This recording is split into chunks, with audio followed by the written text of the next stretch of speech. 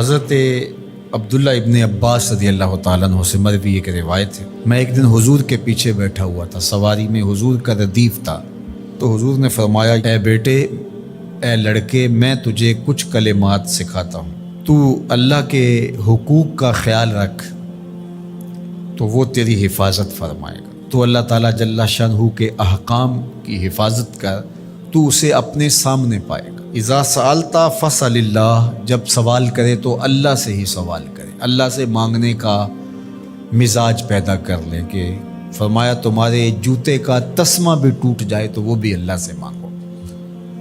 ضرور بازار میں جاؤ دکاندار سے، لیکن حقیقی طلب اللہ سے ہونی چاہیے۔ بات بات پہ اللہ سے سوال کرو، بڑی سے بڑی چیز بھی اس سے مانگو، چھوٹی سے چھوٹی چیز بھی اسی سے طلب کرو۔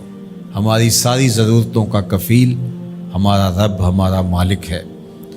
تو دوسری نصیحت یہ کی کہ جب تو استعانت طلب کرے، مدد طلب کرے، تو اللہ سے ہی استعانت طلب کرے۔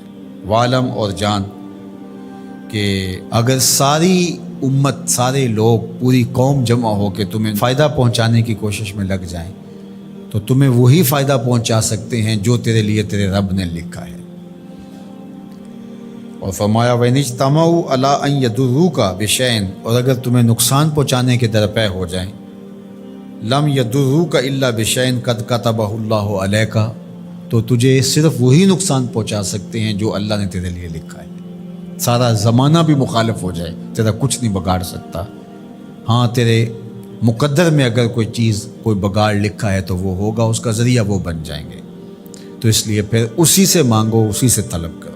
رفعت الاقلام وجفت الصحف، جو لکھنا تھا اللہ نے لکھ دیا، لکھنے کے بعد قلم اٹھا لیا گیا اور جن صحیفوں پہ لکھا تھا وہ خشک ہو گئے۔ اب کتابیں بند ہیں، تو اس لیے اس نے تیرے لیے جو لکھا ہے وہ ہو کے رہے گا، تو خام خواہ لوگوں سے ڈرنے کی ضرورت نہیں ہے، اور تیرا فائدہ، تیرا نقصان اسی کے دستے قدرت میں ہے، تو اسی سے طلب کر، اسی سے مانگ۔ اور فرمایا تو اللہ تعالیٰ جل شانہ کو رخاء میں، خوشحالی میں یاد کر، یعرفک فی الشدہ، وہ تجھے مشکل میں پہچانے گا۔ یعنی جو شخص خوشحالی کے دور میں اس کے پاس دولت ہے، صحت ہے، تو اللہ تعالیٰ کو فراموش نہیں کرتا، اللہ اس کی بدحالی کے زمانے میں اس کو فراموش نہیں کرتا۔ وعلم، اور جان، ان النصر مع الصبر، کہ جو مدد ہے وہ صبر کے ساتھ آتی ہے۔ وان الفرج مع الکرب، اور کشادگی جو ہے وہ مشکل کے ساتھ آتی ہے۔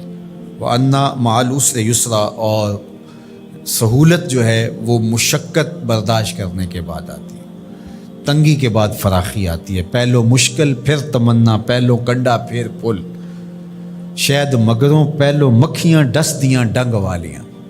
تو یہ سب ہوتا ہے، مشکلات، تکلیفیں، آلام، مصائب، ان سب سے گزر کر کے آسانیاں آتی ہیں۔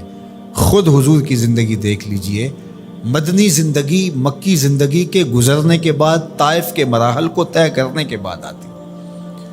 تو ہم ڈائریکٹ اگر چاہیں مکی زندگی کو اختیار کیے بغیر اور طائف کی مشکلات اور سنگلاخ راستوں سے گزرے بغیر مدنی برکتیں حاصل کرنا، تو وہ نہیں پا سکتے۔ تو یہ اللہ تعالیٰ نے ایک نظام رکھا ہوا ہے۔